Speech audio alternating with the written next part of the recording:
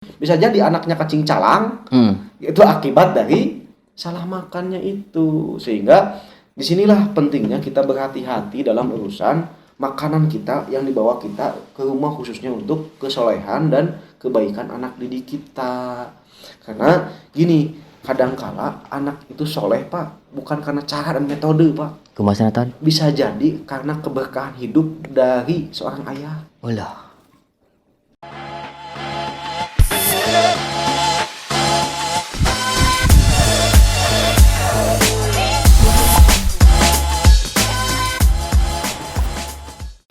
Assalamualaikum warahmatullahi wabarakatuh. Waalaikumsalam. Bertemu kembali dalam video Bapak Milenial, Ustadz. Terima kasih telah mengundang saya secara langsung. Alhamdulillah. Jauh-jauh, alhamdulillah, untuk memberikan beberapa hal yang bermanfaat pada kali ini. Ya, mudah-mudahan para peserta bukan peserta. Para pendengar bukan pendengar. Oh, pendendam. Pendendam bukan. Tapi kali ini kita akan bisa melihat video ini lebih menarik. Iya. Menarik. Dalam hal diskusi apapun dan sharing tentunya. Dan yang belum like serta subscribe dan Subscribe. share Share. sebanyak-banyaknya. Siap. Kali ini kita menarik pembicaraannya Pak Ustadz. Ya. Terima kasih. Kalau di video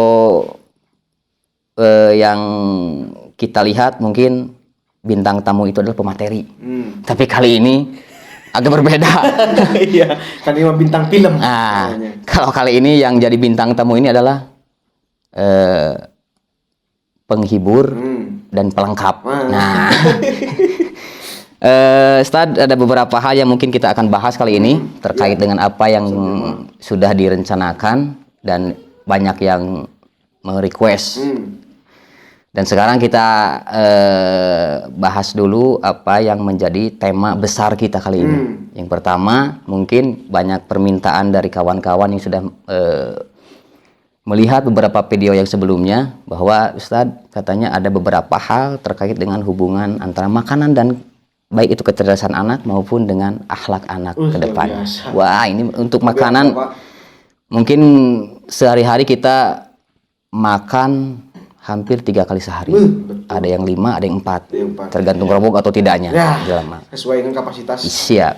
Artinya bahwa setiap apa yang kita makan berefek langsung terhadap baik secara pribadi maupun secara keturunan kita. Iya, betul. Oleh karena itu, kupas tuntas di video ini terkait dengan apa itu hubungan makanan dengan kecerdasan ataupun akhlak anak itu tersendiri.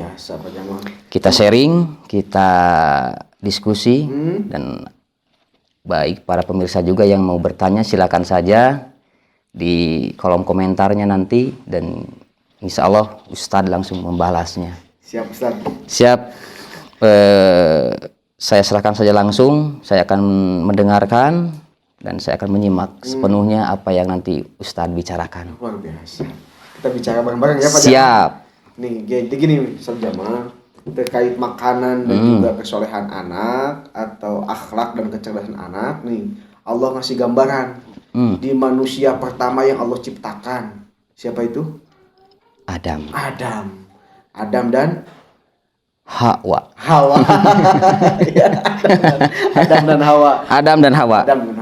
Nabi Adam dan Hawa, sebagian orang atau sebagian mubalik kadang-kadang menyampaikan itu sepotong dari satu perspektif saja, dari satu perspektif pelanggarannya saja. Sepotong episode.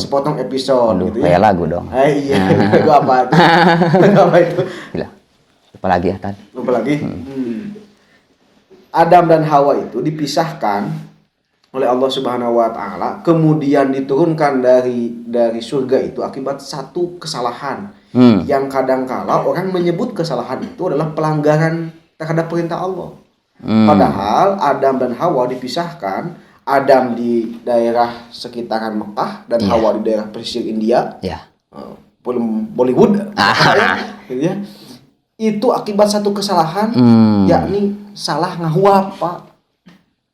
Salah makan. Asal neureuy gitu. Iya. Buah khuldi gitu. Yang orang mengatakan bahwa itu adalah buah khuldi, padahal Allah Subhanahu wa taala mengisyaratkan itu hanya sebagai sebuah pohon saja. Tipu daya setan itu memberi nama itu buah khuldi makanan.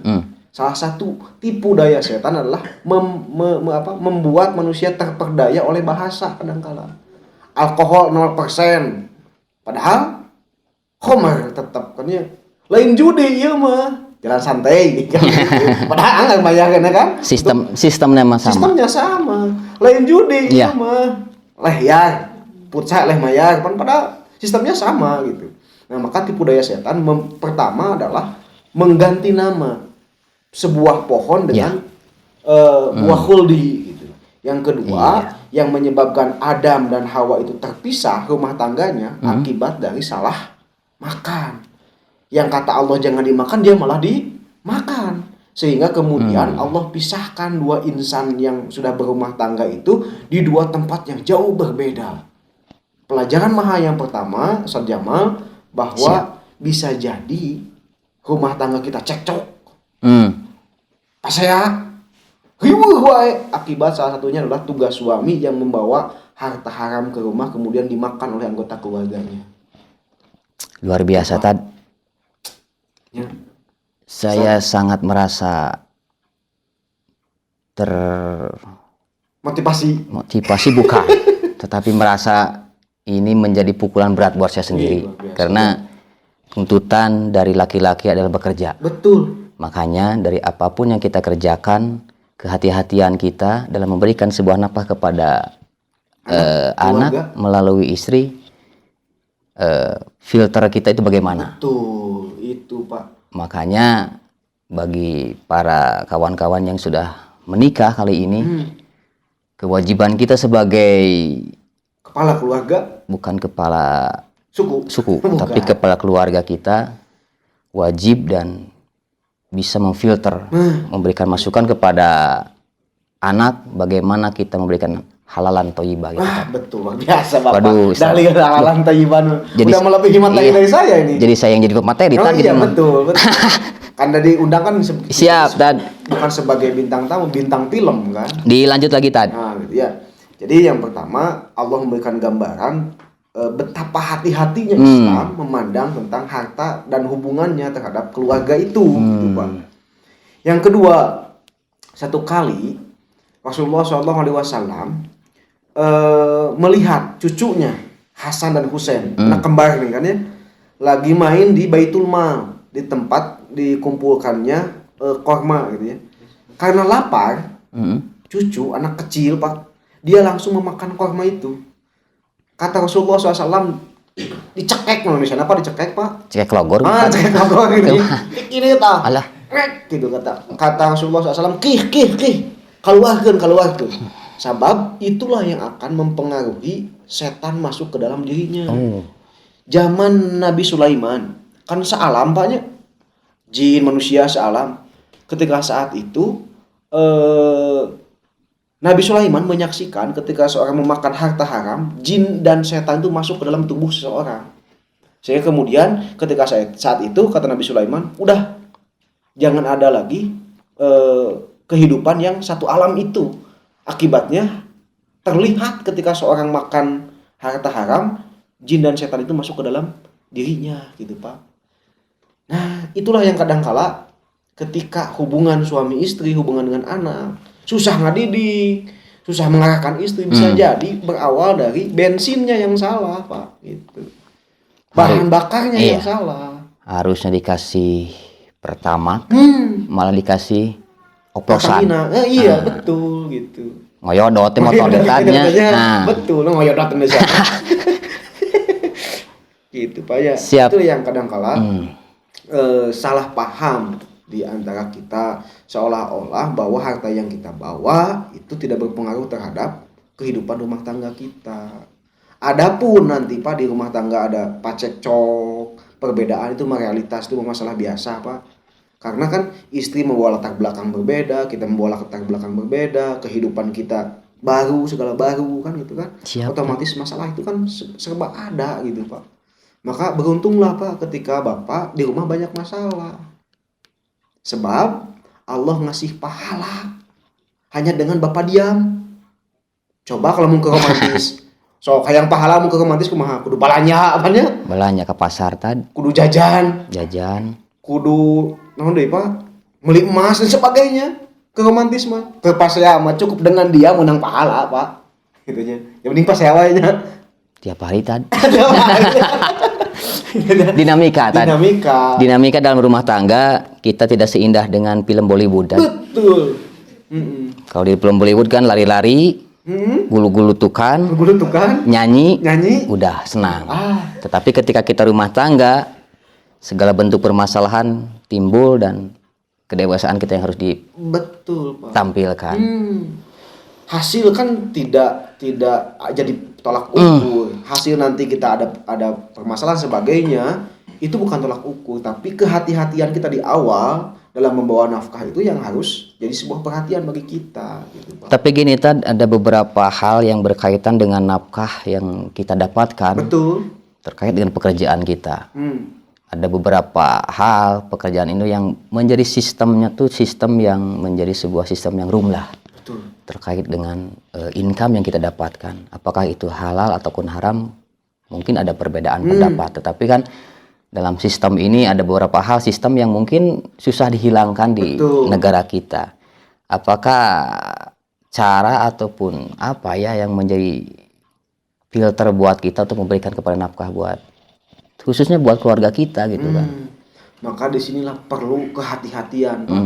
Kehati-hatian sebab gini Pak, jangankan membawa harta haram, harta subhat saja, harta yang belum jelas ini harta halal atau haram, itu dapat mempengaruhi kehidupan anak dan keluarga kita. Sebagaimana Allah Subhanahu wa taala perintah utama kepada Rasulullah salah satunya adalah ya ayyuhar rasul kulu mimma fil ardi halalan thayyiban. Wahai para rasul, modal utama antum jadi manusia kuat adalah makanlah yang halal-halal saja. Jadi ketika kita terjerat dalam sebuah sistem, itu sebaiknya diupayakan semaksimal mungkin. Siap, Tad. Kita bukan bagian dari masalah dari sistem itu. Iya. Dan sulit, Pak. Sulit. Jangan negara kita itu kurang berkah, Pak, dari sisi materi. Kemudian ya seperti inilah keadaannya gitunya. PPKM berpanjang terus gitu. Terus kemudian corona sulit hilang karena memang tidak ada keberkahan di kehidupan bernegara kita gitu. Gitu Pak kira-kira Pak. Waduh. Saya sampai kebingung. Bingungan Nana. Tetapi kali ini cukup luar biasa yang saya dapatkan ilmu yang menjadi dasar kali ini. Yang mudah-mudahan juga yang lain bisa menyerap apa yang menjadi hal kali ini yang di tema besarkan, terutama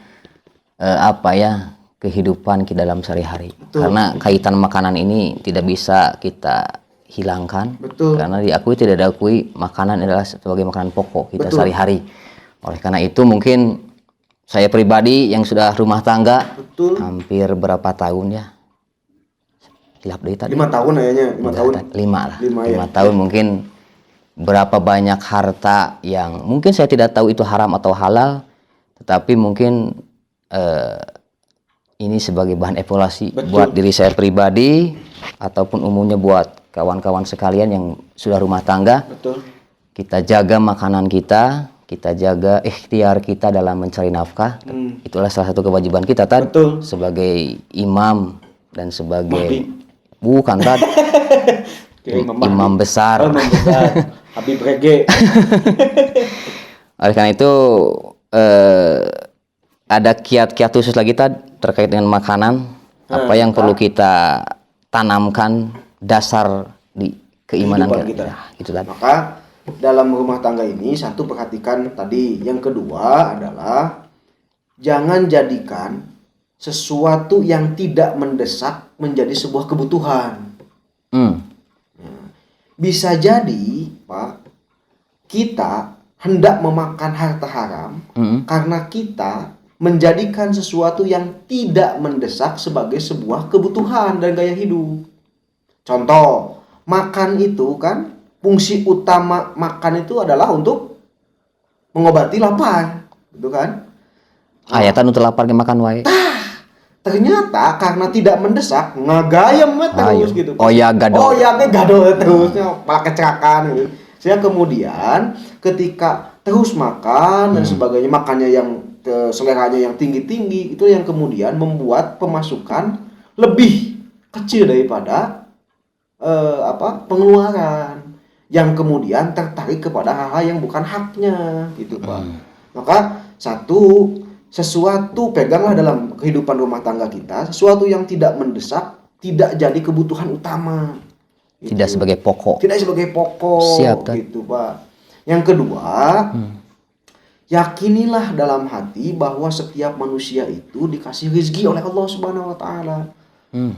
Wa fis sama'i rizqukum wa ma tu'adun, dan rezeki saya, rezeki Pak Jamal itu sudah dijamin oleh Allah di langit dan pasti akan diberikan. Rezeki itu tidak seperti senal capit, Pak. Pahili jeung buhili. Gitu ya. Tidak mungkin tertukar. Seperti cinta yang tertukar. Judul sinetron tahun? Saya tidak bisa memahami. Tidak, karena saya tidak hanya fokus pada ikatan cinta. Oh, ikatan cinta. Yang lain saya tidak tahu. Oh iya, betul. Mohon maaf, Tad. Siap. Ikatan cinta sampai ke mana ya? Siap. Aduh, bahaya di sekarang. Di rumahnya. Aduh, lebih lama ini sangat lebih menarik obrolan, tapi ini sangat bermanfaat. Betul. Oleh karena itu mungkin ada hal lain yang mungkin disampaikan terkait dengan makanan, karena saya harap ini menjadi sebuah pokok. Betul. Pokok pisan. Karena makanan pokok banget. Karena makanan jadi ya yang tadi saya katakan tadi. Betul. Sehari-hari ya kita makan, dan yang kita makan itu dari mana gitu kan. Makanya banyak di keluarga, di lingkungan keluarga, baik anak maupun istri, yang mungkin kali ini ada yang di lingkungannya itu menjadi tidak harmonis. Yang tadi kata Ustadz, anaknya juga yang mungkin sedikit bandel, dan ya itu efeknya gitu. Bisa jadi dari situ Pak. Nah, maka Allah Subhanahu wa taala kan berfirman Pak, ya ayuhannas kulu mimma fil ardi halalan thayyiban. Wahai manusia pada umumnya, makanlah di muka bumi ini yang halal dan thayyib. Nah, maka disinilah kita kadangkala mengartikan haram itu salah Pak gitu. Haram itu di masyarakat umum berarti bahwa dilarang. Artinya gitu Pak. Beda jeung Indonesia kan ini sunah, haram ya jadahan Indonesia mah. Haram jadah. Sunah namanya gitu ya. Beda Indonesia sama tadi. Indonesia beda Pak. Tapi kalau di Indonesia halal dan haram beda sedikit. Beda sedikit, betul. Dan bahkan tidak bisa dibedakan kalau kali ini. Remang-remang. Nah, remang-remang ya. Tidak ada yang halal, tidak ada yang haram. Betul. Susah membedakan. Zaman sekarang itu kan zaman ya. Sekarang. Padahal Pak, haram itu dalam bahasa Arab artinya adalah mulia. Masjidil Haram, hanya masjid yang dilarang ya. Bahaya. 0%. 0% kan Masjidil Haram. Masjidil Haram 0% aja. Bahayanya. Balik. Masjidil Haram itu kan masjid yang dimuliakan. Maka definisi haram ini artinya adalah kita terlalu mulia untuk memakan makanan itu. Kata Allah antum itu mulia, kita menghinakan diri dengan makanan yang seharusnya tidak kita makan gitu. Jadi ketika kita memakan sesuatu yang haram secara tidak langsung, kita sedang menghinakan diri gitu Pak. Maka disinilah Allah Subhanahu wa taala menyebutkan halal itu ada dua Pak. Apa aja? Halal zatnya, halal sifatnya. Halal zatnya bentuknya Pak. Namun apa bentuknya? Daging babi banyak tadi. Khomarnya daging naon deui Pak? Daging ucing tadi. Daging ucing. Haram tadi. Haram daging ucing gitu ya, daging manusia. Daging apa lagi? Daging sapi Pak, haram.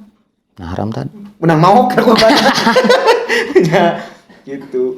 Nah, itu udah haram dari sisi zat, ada haram dari sisi sifat. Apa haram dari sisi sifat? Cara memperolehnya. Bisa jadi bentuknya halal. Uang 100.000 kan halal, tapi cara mencarinya dengan orang lain tidak ridho dengan uang itu, bisa jadi itulah harta haram itu. Dengan cara menipu, dengan cara menyogok, dengan cara kemudian membuat orang lain terluka, membuat orang lain dirugikan. Bisa jadi doa-doa orang yang terdolimi itulah yang kemudian membuat rumah tangga kita menjadi tidak harmonis, Pak, gitu. Maka kata Allah, hati-hatilah terhadap makanan ini. Di ujung ayat Allah menyebutkan ya Yuhannas kulu mimma fil ardi halalan thayyiban wala tattabi'u khutuwati syaitan. Menghubungkan antara makanan dengan setan. Ternyata di balik makanan itu ada setan yang mengikuti terhadap apa yang kita konsumsi. Gitu. Kata Imam Ghazali nih. Kata Imam Ghazali, beliau pernah berkata bahwa kita itu sering mengusir setan dengan sholat, dengan puasa, tapi makanan setan ada di badan kita. Seperti kita mengusir anjing dan makanan anjing itu ada di dalam diri kita. Kita mengusir anjing nih, anjing orang Indonesia gogog masalah apa? Tidak ada. Masih dihamplas ke anjing tetap. Anggarannya mau lemes-lemes. Ketika kita mengusir anjing, sedangkan makanan anjing itu ada di dalam tubuh kita, secara otomatis anjing itu akan kembali balik lagi. Maka makanan haram itu kayak gitu, Pak. Maka disinilah perlunya kehati-hatian kita. Bisa jadi bukan salah metode mendidik, bukan salah cara dan strategi kita membangun rumah tangga. Bisa jadi ada perangkat untuk membangun rumah tangga itu yang tidak semestinya kita pakai. Gitu, Pak. Maka Umar bin Khattabnya baheula kumaha cenah anu kisah eta dengan kisah niup lilin ulang tahun. Itu kan pernah ulang tahun gitu. Ada seorang sahabat konsultasi ke Umar bin Khattab, ditanya curhat gitu. Bade curhat naon cenah ieu? Urusan negara atau urusan pribadi? Urusan pribadi. Maka dilina di pareman, Pak. Sablilina lilin negara cenah gitu. Kalilin mah di pareman. Kan zaman ayeuna mah apanya? Dibawa ke imam. Fasilitas apapun nu milik orang lain seolah milik sendiri. Banyak. Luar biasa lah tadi izin geget tadi. Ini ada gatal nih. Aduh. Luar biasa sekali apa yang tadi Ustadz sampaikan. Kan murid Bapak gitu ya. Dibalik tadi namanya. Tadi jadi murid Ustadz. Abi murid Ustadz aslina. Jadi kali ini saya jadi bintang tamu sangat luar biasa di hadapan dengan orang yang berilmu dan orang yang mungkin bisa menjadi sebuah motivasi buat kawan-kawan semuanya. Ya mudah-mudahan kali ini di video kali ini saya sedikit serius, tidak akan banyak ketawa tadi. Iya, saya juga mimik dan bahasa tubuh yang hasil. Saya juga belajar serius tidak bakal banyak bercanda. Karena urusan agama kita tidak boleh bercanda Betul. Iya. Kita pada tempatnya kan. Iya, kita kan banyak posisi yang harus kita tempatkan. Terutama kali ini kita di majelis ilmu. Betul. Kita jangan diajak banyak bercanda, tetapi kita menyerap ilmu ini dan bisa diaplikasikan dalam kehidupan sehari-hari. Percuma ketika kita ngomong, tetapi dalam kehidupan sehari-hari kita tidak akan dilakukan. Nah, itu dia. Balighu anni walau iya. Sampaikanlah walau hafal ayatna satu ayat. Satu ayat salah. Apa tadi? Bukan ente guru abdi. Apa diomekeun dia? Kali ini mungkin ada lagi yang sedikit mengganjal dalam diri saya pribadi, terutama mungkin dalam kehidupan berumah tangga. Betul. Saya sedikit curhat di sini. Ya mungkin juga kawan-kawan yang sudah rumah tangga sudah terasa lah. Apa yang menjadi dasar kehidupan kita. Yang pertama mungkin saya sering dikatakan syirik ya. Ada beberapa hal yang mungkin tidak sesuai dengan harapan saya. Terkait dengan pertumbuhan anak dan sebagainya. Karena mungkin saya sendiri sebagai pribadi yang yang sudah berumah tangga memandang banyak kehidupan rumah tangga yang kali ini berbeda-beda dalam rumah tangga terkait dengan pertumbuhan anak. Apakah itu ada pengaruhnya? Tidak. Dari makanan kita yang dimakan. Sangat berpengaruh Pak Jawa. Gitu tadi. Sangat berpengaruh. Ya gini, karena kan hubungan makanan dengan godaan setan. Ketika kita memberi nafkah ke anak, itu sama dengan mengasuransikan anak untuk menjadi anak yang tidak baik. Karena kita sama saja dengan mengundang setan ke badan dan tubuh anak kita. Bisa jadi itu soleh-soleh budaknya salah metode, salah lolodok pak gitu, salah ngahuap gitu. Bisa jadi anaknya kacing calang, itu akibat dari salah makannya itu. Sehingga disinilah pentingnya kita berhati-hati dalam urusan makanan kita yang dibawa kita ke rumah, khususnya untuk kesolehan dan kebaikan anak didik kita. Karena gini, kadangkala anak itu soleh pak bukan karena cara dan metode pak. Kemasan tadi Bisa jadi karena keberkahan hidup dari seorang ayah. Sok, dan tidak selalu berbanding lurus antara bapak yang soleh dengan anak yang soleh. Tidak selalu berbanding lurus pak. Bisa jadi bapak anak soleh, anak itu soleh. Atau bisa jadi bapak anak itu soleh, anaknya soleh. Dan bisa jadi kesolehan itu muncul ketika ayahnya sudah tidak ada, meninggal. Karena apa? Selama hidup ayahnya mungkin dia membawa harta haram ke rumah. Dia membawa sesuatu yang apik gitu banyak, selektif dalam harta itu, bawa makan sama anak, makan sama anak. Sehingga ketika semasa hidup ayahnya, anaknya menjadi anak yang kurang baik. Sehingga ketika ayahnya sudah meninggal dunia, letuk mau tiba-tiba budak soleh, Pak. Kusabab hidayah katutup ku cara ayah mencari rezeki gitu, Pak.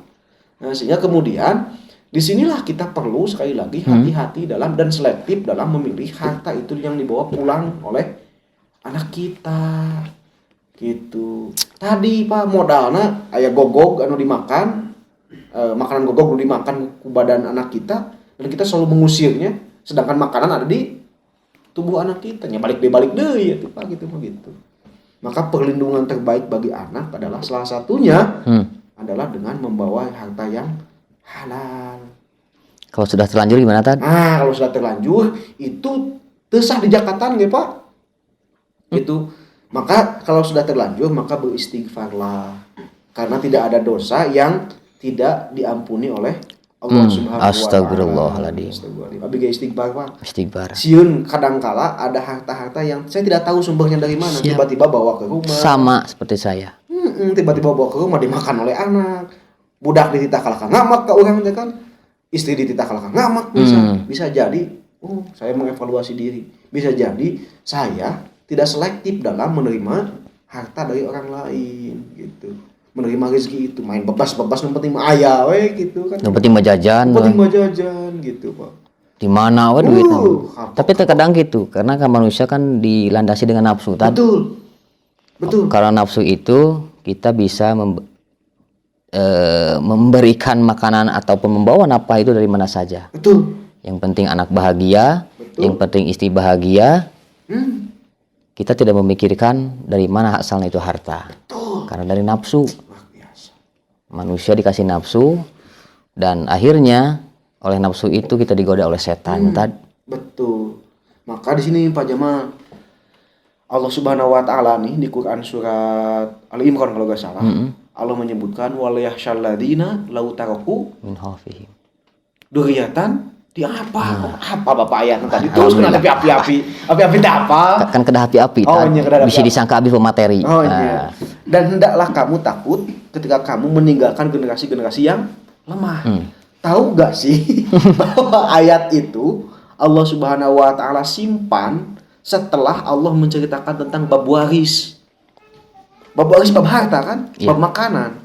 Maka salah satunya seorang ayah, seorang ibu atau di anggota keluarga mencari harta sebanyak-banyaknya demi nafsu itu kadangkala akibat kekhawatiran anak kita gak sanggup makan, gak dapat waris. Itu yang menjadi sebuah tujuan manusia. Betul. Kadang kita takut bulan depan apakah kita masih punya makanan atau tidak buat istri dan anak kita. Betul. Apalagi kan nasib kita sebagai seorang guru, Pak ya. Apakah kita juga masih bekerja atau tidak?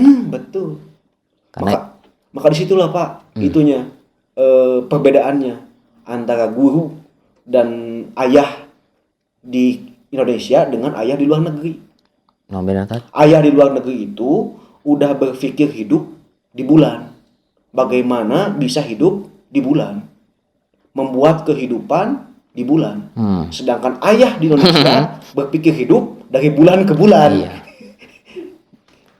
Jaba kosipa tadi tiap bulan nagihan tadi saya. Aduh. Pabaliut tuh lieur. Bang Emo kan Pak Kusut tadi. Bang ada pang mah makaning ayeuna Pak Kusut. Akhirnya kan kehidupan rungkat. Waduh. Luar biasa Tad, terima kasih. Mungkin kali ini saya undang lagi Tad lah. Ya, siapa itu ya? Ya, Siap. saya mau undang bae lah jadi di belakang layar sebagai Siap. kru yang bertugas. Ya, siap. Karena ingin terus mendengarkan beberapa hal yang bermanfaat buat kehidupan pribadi kita. Saya juga ditunggu Pak Jamani. Saya asik dengan Pak Jamani. Canggih acang disayang sih. Nah, gak boleh Tad, ini mah gak boleh ada hiburan. Oh Tad. betul, serius. Kita serius, betul. serius.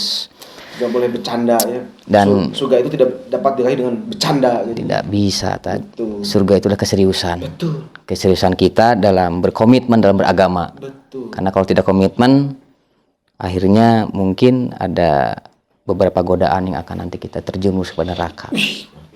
Ya, salah satu tujuan hidup kita yang sederhana aja, kita berkomitmen kepada Allah Subhanahu wa taala dalam rangka ibadah, dalam rangka ikhlas. Tujuan akhirnya kita adalah berkumpul kembali di surga. Gitu, luar biasa. Maka di sini Pak, saya kasih cerita ya. Kehidupan itu indah bukan kemananya, tapi kemana tadi? tapi bersama siapanya. Waduh. Kita berangkat sendiri atau berdua nih ke Bali, tempat yang sangat indah, tapi tidak dengan orang-orang yang kita cintai. Apalah artinya berangkat dengan orang yang tidak kita cintai ke tempat yang indah. Tapi alangkah nikmatnya kita bersama-sama berangkat ke tempat yang indah dengan orang-orang yang kita cintai.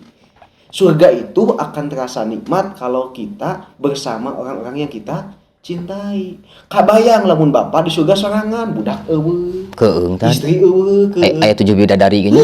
Cek bidadari teh, temenan aja, pan rugi, Pak. Hanya. Ya. Hanya berteman saja Ya, merugi Tad. Aduh bingung. Hari istri tidak ada. Istri tidak ada. Anak tidak adanya Tad. Tidak ada. Bidadari minta adik kakaan. Aduh. Bingung huleng gitu. Rokok main di dagang di rumah, kopi mau aya. Maka nikmat ke surga itu kalau kita bersama dengan keluarga, Pak. Itu. Dan setelah keluarga mungkin kawan-kawan kita yang ada di dunia. Betul. Yang selama kita hidup berbarengan dalam kebaikan. Betul. Karena semua orang sanggup menerima kebaikan dan tidak semua orang sanggup menerima kebenaran. Benaran apa berat, Pak? Berapa? Berkilo? Berkilo? Bukan tadi kilo. Saya mau waktu di kilonya. Saya menyampaikan kebenaran ke Bapak Pak Jama. Belum tentu diterima, Pak. Tapi ketika saya menyampaikan kebaikan, Pak Jama kang ongkos jajan. Pasti semua orang menerima gitu. Beda dengan kebaikan. Kebaikan itu kadangkala kita melihat dari siapa kebenaran itu datang. Kebenaran itu disampaikan dengan nafsu atau tidak. Kan belum tentu diterima. Tapi kebaikan itu pasti diterima, Pak. Maka disinilah konsep Kiai Dahlan, Pak. Basyiron wa nadhiro. Memberi kabar gembira sebelum memberi peringatan. Memberi kabar gembira dulu sebelum memperbaiki. Gembira, bergembira hidup itu. Sing gembira, tapi bukan bercanda, beda, Pak. Beda. Ya. Gembira bercanda bedanya apa? Beda. Beda itu? Beda. Tipiwannya. Tipiwan. Gitunya. Bergembira itu positif feeling, positif hati, positif jiwa. Bukan senyum-senyum sendiri tadi. Bukan. Itu mah terlalu bergembira. Itu mah. Pasti lu eta masuk ke sorangan. Siap, dan terima kasih lah. Ngan ngomong-ngomong ini mejanya kosong Tad, mau minum saya haus. Aku kemana ya? Gusti nu aku. Siap, gak apa-apa Tad lah, gak apa-apa. Alhamdulillah. Terima kasih. Lapis, Pak. Oh iya, aduh, saya tadi mau minum, cuman aduh malu mau ngapunten banyak. Siap. Kewe mejana itunya. Terima kasih Tad atas penjelasannya. Sama-sama. Malam kali ini beberapa hari ke depan mungkin kita bisa bertemu kembali. Kita mau nyalon kan? Nyalon. Tong diparas we nyalon kali. Nyalon atau naon we polka. Di polka. Dipupur. Lah gitu Tad. Saya langsung kalau tidak ada lagi mungkin cukup sekian Tad. Kalaupun nanti ada beberapa hal pertanyaan dari para pemirsa kali ini bisa ditulis di komentar. Nah, nanti bisa dijawab langsung oleh Ustadz. Kalaupun tidak sempat komentar bisa datang langsung ke sini katanya. Atau pertanyaannya pilihan ganda, Pak. Supaya bisa ngajawab berapa bari. A, B, C, nah gitu. Juga UN tadi. Ribet kudu ngetik ke data. Gitu tadi. Gitu, terima kasih Ustaz. Iya. Jamaah atas kedatangannya jauh-jauh dari malam sampai jam 12 malam ada di sini, malam Jumat, malamnya untuk bersama istri dan keluarga gitu kan ya. Yang sudah menikah beda dengan bujang, Pak. Kusum tiris kieu can boga pakaian, nah begitu iris sebenarnya. Nya bujang. Kan kita sudah punya pakaian, Pak ya. Sudah. Gitu, alhamdulillah. Maka terima kasih dan kesempatannya. Mudah-mudahan Bapak semakin sehat, rezeki barokah. Amin, Tad. Gitu ya. Anaknya jadi anak yang soleh. Saya juga mohon bimbingannya terus dari Pak Ustadz karena bimbingan bukan skripsi, bukan tesis atau ini mah. Baik, Tad atuh. Bukan haji, di bimbingan haji. Umroh. Umroh. Kita bareng-bareng lah. Siap. Kita mudah-mudahan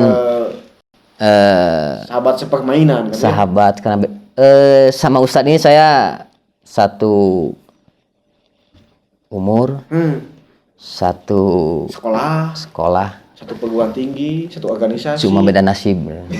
Kalau saya nasibnya agak apa ya?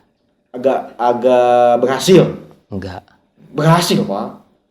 Enggak. Berhasil, Bapak sekarang udah punya istri. Amin. Punya anak. Amin. Gitu kan ya. Belum sukses itu punya istri lagi Bapak itu ya. Kalau Ustadz belum.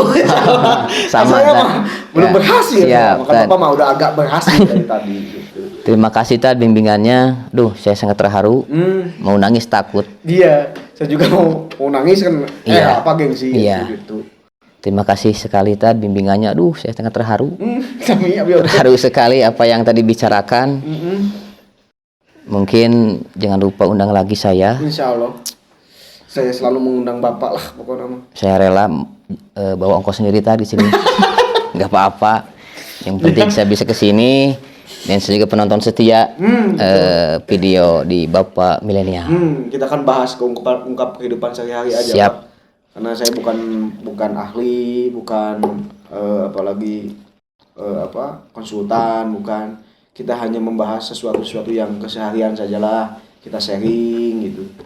Saya tahu Bapak itu dari sisi ilmu lebih dari saya. Aduh, ampun. Dari siap. Sisi kesolehan jauh lebih dari saya. Ampun, Tad, ampun. Ya? Saya masih di bawah Tad. Aslinya.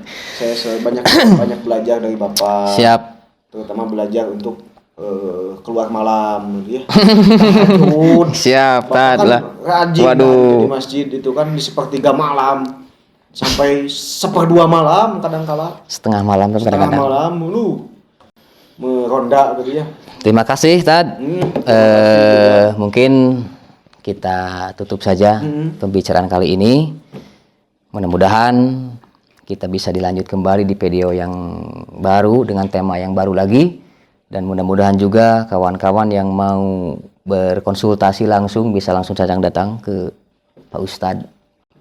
Lewat apa Tad? Lewat apa? Lewat motor. Lewat sendal. Bisi gitu.